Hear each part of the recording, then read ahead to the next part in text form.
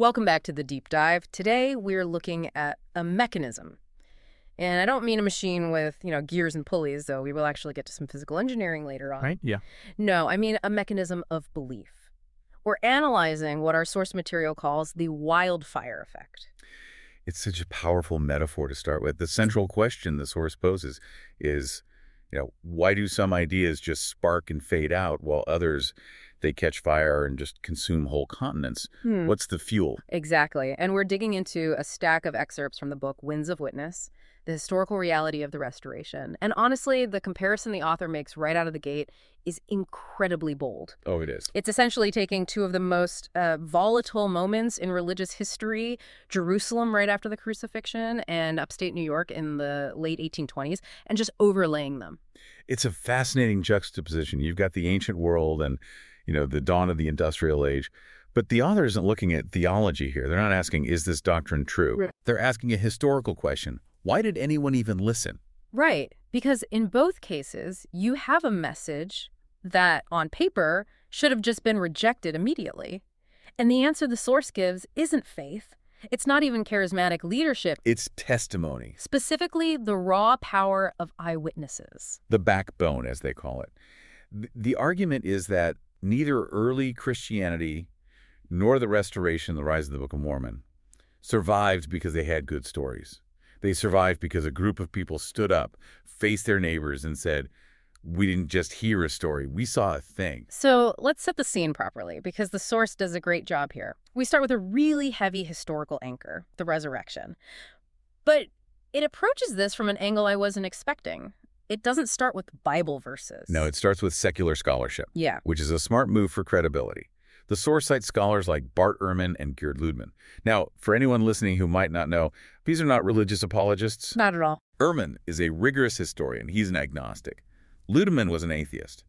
They have no skin in the game regarding the truth of Christianity. In fact, they usually argue against the supernatural claims. Exactly. But the source points out that even these skeptics agree on a few bedrock facts. 1. Jesus was crucified. That is historical bedrock. Ludeman calls the death by crucifixion indisputable. But here's the tension the source highlights, and I love this analysis. Usually when a messianic leader is executed by the state, the movement it dies. Instantly. Of course, you cut off the head, the body scatters. Right. The followers go home, they hide, they find a new leader. But in this case, the movement didn't die, it exploded. And the source argues that the catalyst for that explosion wasn't the teachings, it wasn't the Sermon on the Mount, it was the claim of the resurrection. The text mentions the disciples went from hiding in locked rooms, terrified, they were next to preaching openly in the streets. A total 180. They went from cowards to martyrs. The phrase used is that the witness of the risen Lord turned fishermen into fishers of men. And the critical distinction here, and this is key, is that they weren't handing out a book. They weren't passing out pamphlets. No. They were handing out an experience. They were saying, we saw him. The source lists Peter, Paul, the 500 brethren mentioned in Corinthians. The authority came from the witness, not the text. Okay, so that's the template. That's the wildfire model. Now, the source effectively creates a time tunnel. We jump forward 1,800 years. Right. We leave Jerusalem and we land in upstate New York. It's the 1820s. And the context here is just so vital, isn't it? This isn't a sleepy backwater anymore. Oh, far from it. This is the era of the American Renaissance. Yeah. The source really emphasizes the technological boom that's happening right in this region. You have the Erie Canal opening in 1825. Which is basically the internet of the 19th century. Yeah. In terms of information and commerce, absolutely. It connected the Atlantic Ocean directly to the interior of America. Information, goods, people, everything is moving at a speed that was physically impossible just a decade before. And riding on that wave is the printing press. The source specifically mentions the arrival of the Peter Smith printing press in Palmyra, New York in 1829. And this is high tech for the time. Oh, yeah. This isn't some medieval monk hand copying a scroll. No. This is machine paper, streamlined production. Yeah. And that technology allowed the Book of Mormon to be printed. The source notes 5,000 copies were printed in under 7 months. That's a massive run for a rural printer back then. So on one hand, you have the distribution method, but here's the pivot point in the argument, and I think this is where the deep dive gets really interesting. The source argues that technology, the press, the canal, it explains the distribution, but it doesn't explain the conviction. Precisely.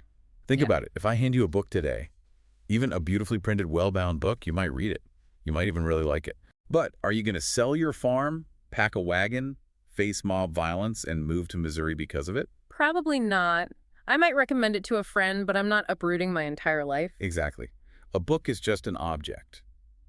To create a movement, especially one that demands that kind of sacrifice, the source argues you need that same resurrection element we talked about. You need witnesses. You need people who can look you in the eye and say, I didn't just read the translation, I saw the source material. And that leads us to this central artifact of this whole discussion, the golden plates. The claim that Joseph Smith didn't just write a novel, but that he translated ancient metal plates delivered by an angel. A claim that, historically speaking, should be very, very easy to disprove. If you say you have a physical object, people are going to want to see it. Pics or it didn't happen, as we'd say. Exactly. And the source claims that people did see it. And they break these witnesses down into two very distinct groups.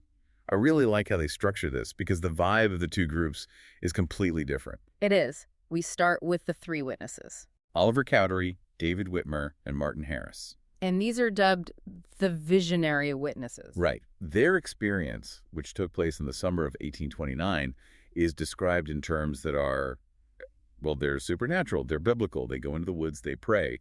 And the source says they saw a light, they saw an angel, and they heard the voice of God telling them to bear record of what they saw. Now, I know it's easy for a modern listener to hear angels and voices and immediately put this in the mythology bucket. Sure. But the source digs into the biographies of these men to argue for their credibility. And it brings up a really crucial point called independent attestation. This is the strongest historical argument for the three witnesses. If this were a conspiracy, if Joseph Smith just, I don't know, hypnotized them or they were all in on it, you would expect the story to fall apart when the friendships fell apart. And the friendships definitely fell apart. That's a matter of public record. Oh, catastrophically. The source details how Oliver Cowdery, the scribe who wrote most of the book by hand as Joseph dictated, was eventually excommunicated. He was estranged from Joseph Smith. Yeah. Totally outside the inner circle. If there was ever a time to say, look, I made it up, I was just helping my friend, that would be it. That would be the time. You have nothing to lose and everything to gain by denouncing the group that just kicked you out. But he didn't. And yet he didn't. The source describes his deathbed scene vividly. He's surrounded by family, friends, people who had no stake in the church. Mm-hmm. And he reconfirmed the testimony. He said, I wrote with my own hand the entire Book of Mormon.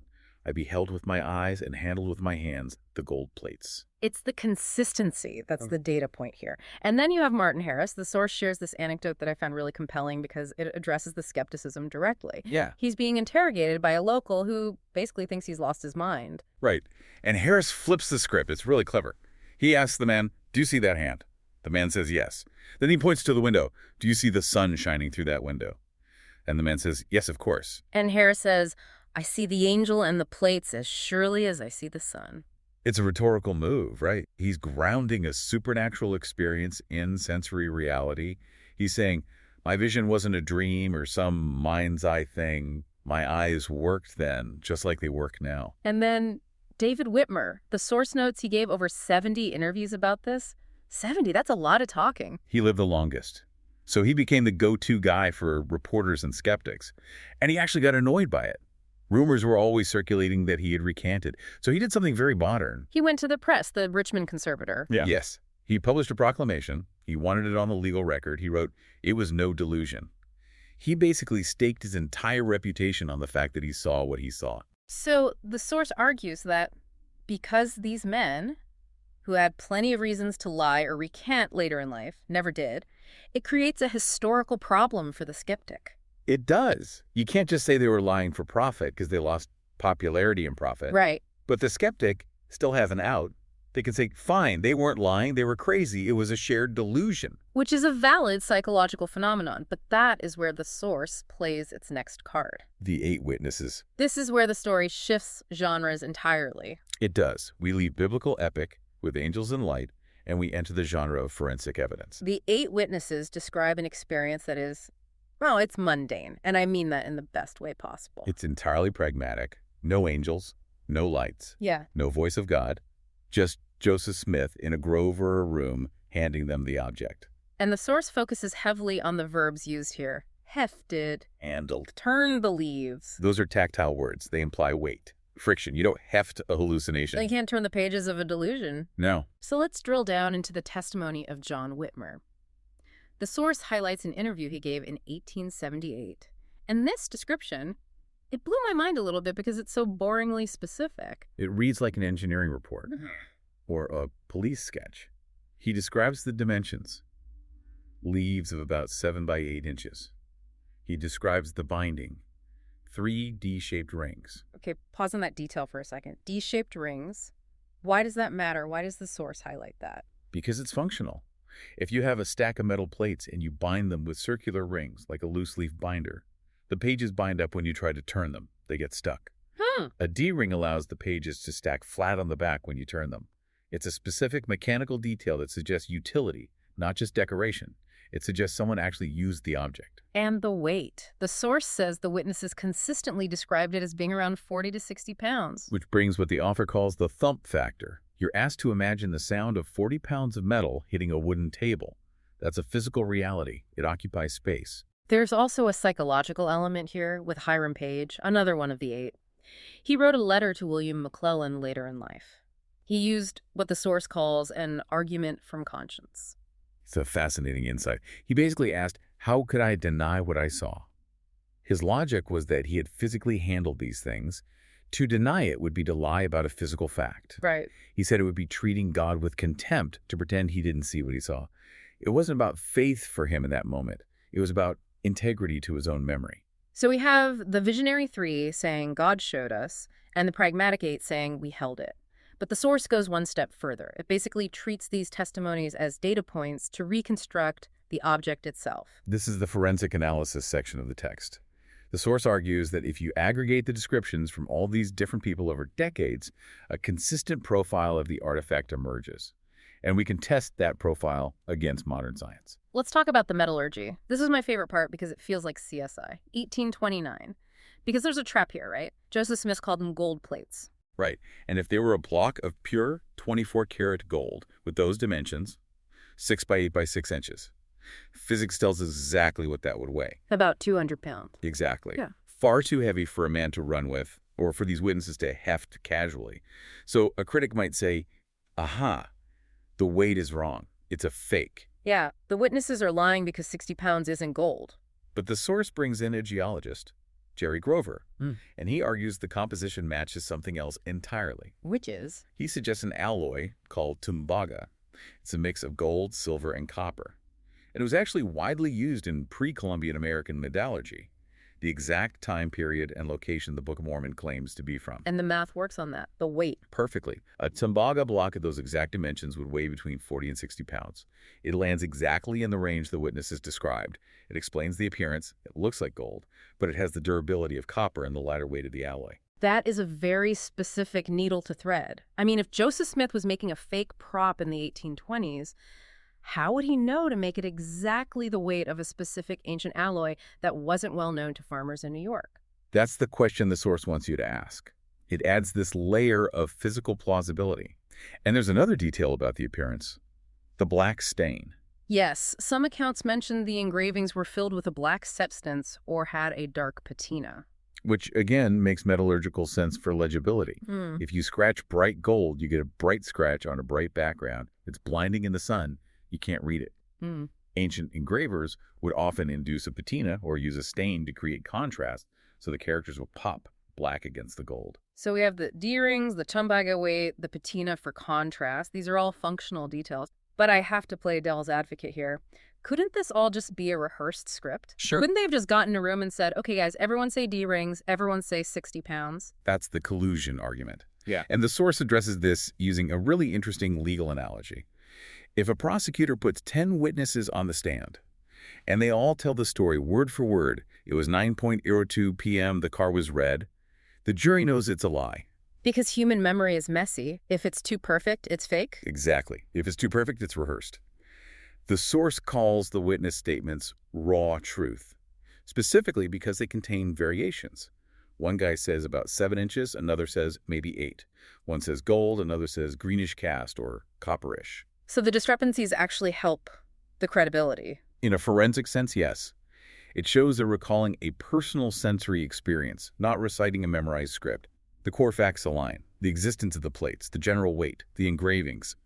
But the individual perception varies just enough to feel authentic. It's a compelling synthesis. You have the three witnesses providing the supernatural authority. Without them, the plates are just an archaeological weirdness. It's some metal in a box. And you have the 8 witnesses providing the physical reality. Without them, the angel is just a hallucination. The source argues you need both. Together, they create that wildfire.